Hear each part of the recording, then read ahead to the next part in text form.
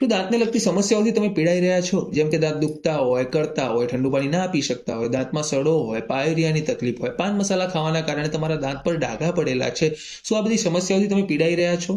તો આજે એ સમસ્યાઓના સોલ્યુશન વિશે હું તમને થોડી ઘણી વાતચીત કરવાનો છું. આયુર્વેદના હિસાબે જો તમે લીમડાનો ઉપયોગ કરો છો તો એ વનસ્પતિના કારણે તમારા દાંત મજબૂત બને છે અને લીમડો આપણા દાંત માટે એન્ટીબેક્ટેરિયલનું કામકાજ કરે છે. એ જ પ્રમાણે લવિંગ છે, જેના ઉપયોગથી આપણા દાંતમાં થતા દુખાવાને રાહત મળે છે, અને એ જ પ્રમાણે બબૂલ છે, જે તમારા પેઢાને મજબૂત બનાવે છે. પરંતુ ડે ટુ ડે લાઈફ આપણી એ પ્રમાણેની છે, જે પ્રમાણે આધુનિક યુગ ચાલી રહ્યો છે, આપણે આ લીમડો, લવિંગ અથવા તો બબૂલનો સીધો ઉપયોગ કરી શકતા નથી, પરંતુ આપણે રૂટીન લાઈફની અંદર ટૂથપેસ્ટનો યુઝ કરીએ છીએ.